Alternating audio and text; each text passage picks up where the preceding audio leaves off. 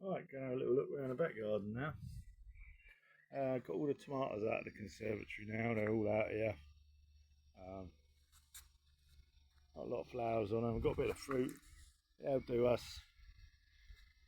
Won't be many to dry or preserve, but they'll do us. This thing's overgrown, it's got strawberries, mint, coriander. It needs a good tidy up, but the strawberries I'm going to take out when they're finished, and I'm going to put them upstairs under lights and grow them under lights. That gym's looking fantastic. Conservatory's looking like a bomb site because I've been decorating. Yeah, strawberries hit and miss. These ones over here are doing well. Got some big buggers there.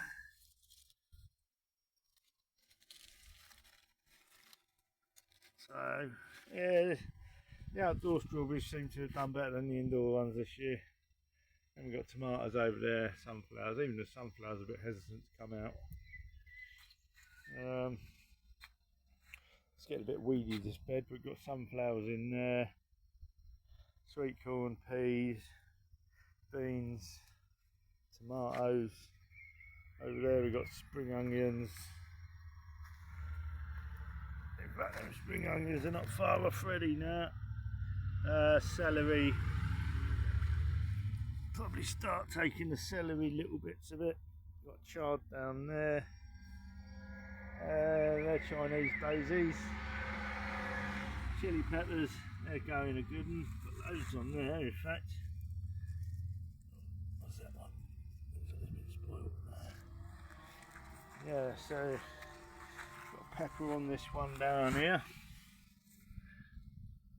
So keep all my super hots out the front for anyone who wants to go scrumping. I'll get some enjoyment out of them, and then even if I don't get to eat them, I can hear the cries. That foxgloves is doing beautiful. Oh, a little freebie. And there's Sambucus nigra, Cotoneaster. And it looks like it's going to put a right display on this year with its flowers.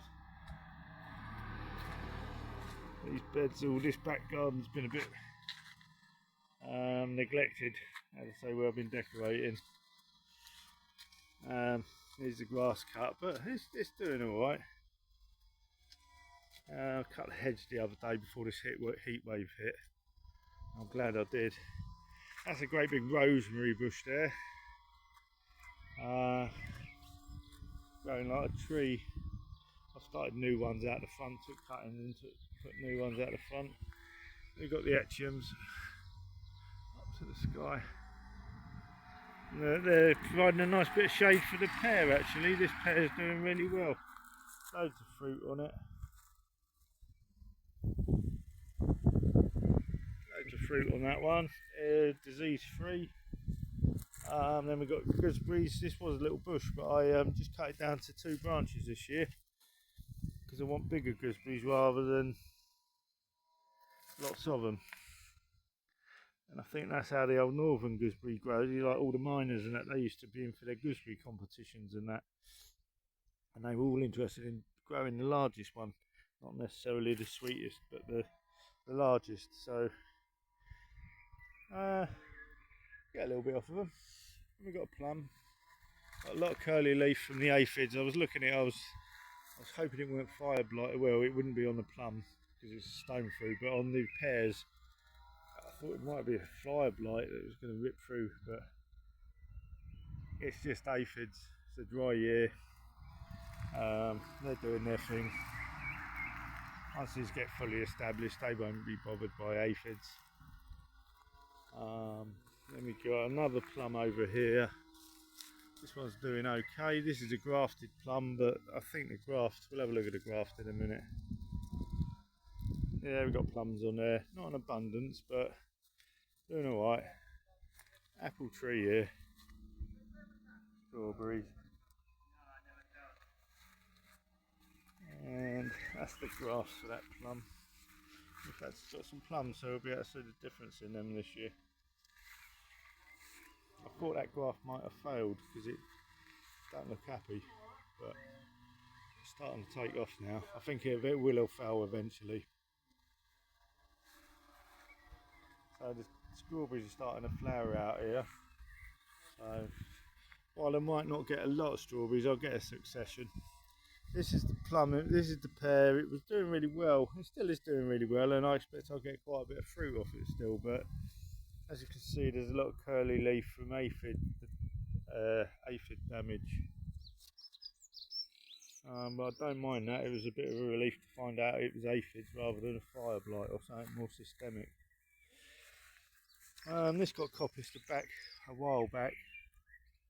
In fact, it doesn't need any thinning out on this. I'll probably just get I'd like to get half a dozen apples, maybe a dozen apples off of that. It'll be a good size, and it'll give the chance for the tree to find its feet. More strawberries down here, all the way along here. There's little strawberries and free food. I don't sort of tend to plant them in beds. More of a permaculture and more of I like to just find things. I've got onions growing over there, and anyway, this is the cherry again. Been hit by aphids. Got cherries on it, not a massive amount, but I've got 3 cherry trees in here. This one's faring a lot better. This is another cherry tree. These are the 2. They're 2 cherries. They're doing alright, and then we're going to be having abundance of nuts I think this year. These are doing really well. They set really well. I hope they've set really well. So we do well on the nuts. We've got an apple here. I chopped a big branch off this the other day because it was all long like this one, and it's only going to bend down to the ground eventually. Probably should have that one off and probably should take that off there actually, forget all this fruit. I know it's tempting to try and grow it, but it'll give the other fruit a chance to fatten out, and also it'll give a nice structure to the tree eventually. In fact, I could take that whole branch off, cut it right back to here, and then that'd be giving it a nice, setting it up for a goblet shape later on. Oh, birds have been knocking that over. I'll just show you that one. That's the fig. Figs are going to do really well this year. I might have to make them into alcohol, even though I'm not drinking or smoking anything. It's always nice to have some homemade strong alcohol for guests. That'll get put through a still. And we have more apples. This is a russet. Doesn't look like any fruit, this one, but I think I only coppiced it last year or the year before. So again, I'll see where we are once that loses its leaves, get it in some sort of shape. Nothing on this one. Again, that would look like, I think I must have coppiced that last year. So some of them are finding their feet, but some of them are just not set. That one's not set much. There's a few apples.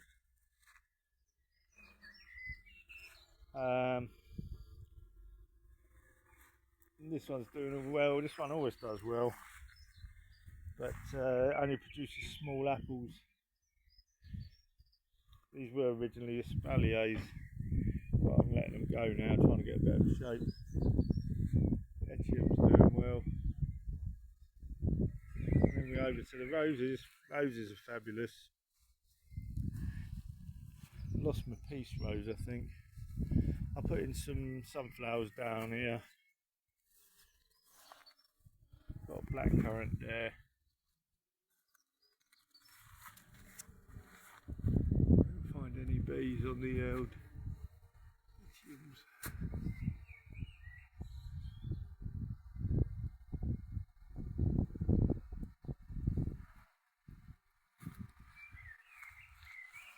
And yeah, roses are looking beautiful. Pink rose coming out. Foxgloves. I had one casualty, and that's my bay tree.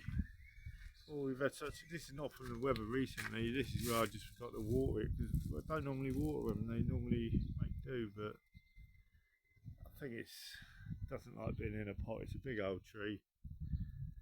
I'm not going to worry too much. Olive's doing all right. Don't think I've got any fruit on that olive this year. I think if I put it in the ground, it'll probably take right off. That bed's a mess, apart from the echiums.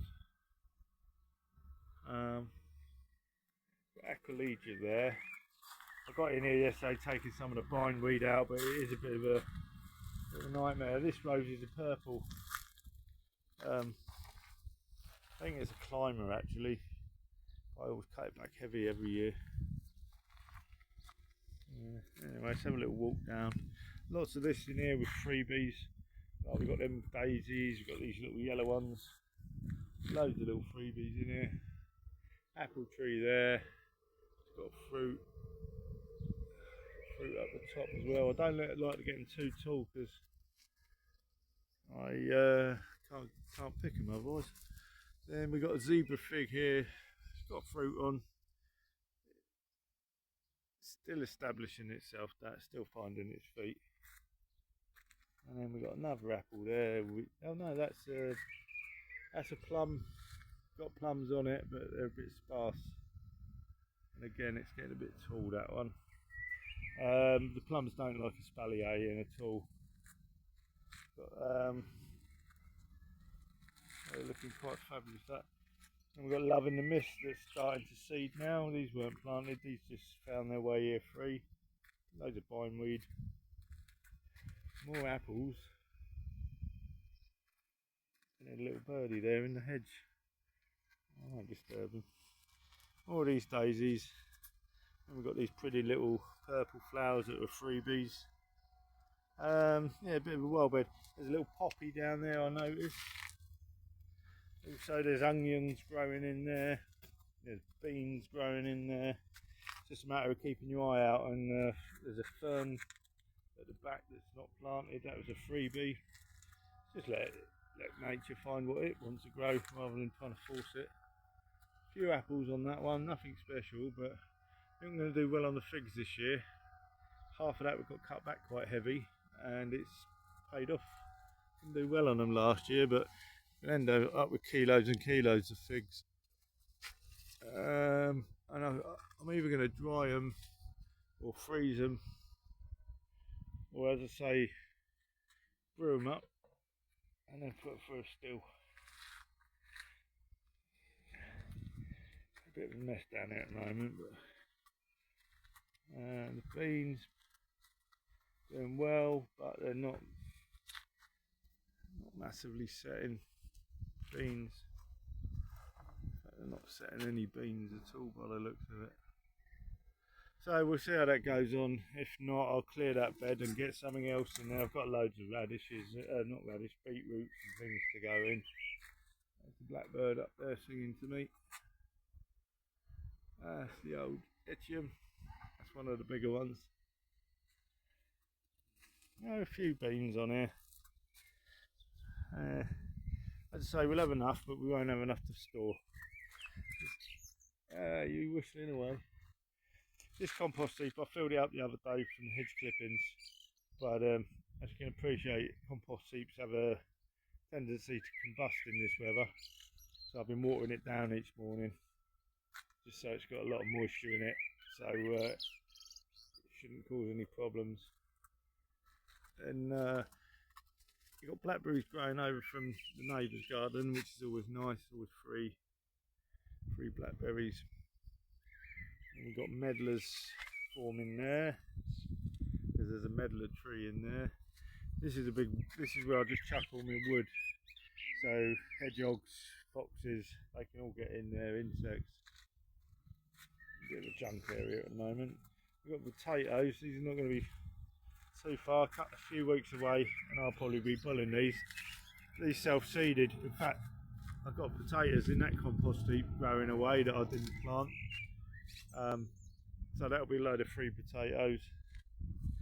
This stuff, I think it's called a chickweed or something. I think it's actually edible. You wouldn't want to eat too much of it, but you can eat that one. It's always nice to know what's edible in your garden because you don't know when you're going to need to eat it. And we've got in here sweet corn. These have all got automatic watering, solar waterings. What I bought from Temu. The corn's doing well, and amongst the corn I put the lettuce. Gives it a bit of shade. There's tomatoes in there. Oh, these Mr. Blackbirds are really going for it. That lettuce is really taking off.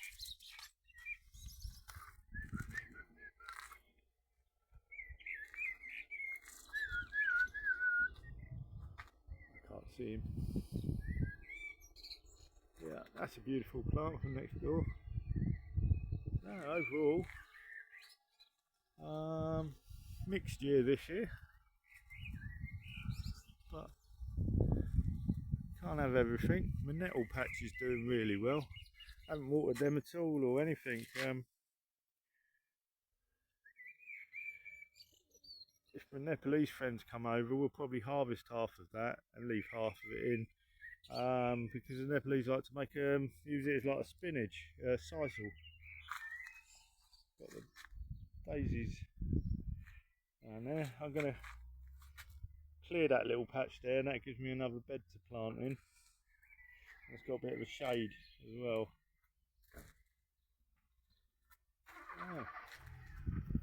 Overall, not a bad year. Good year for the flowers. Good year for free flowers. And it looks like it's about to be a good year for poppies as well.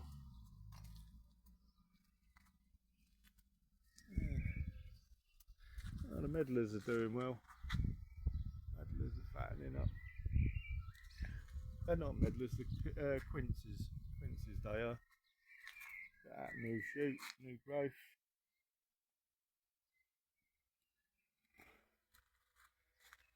Bees on these.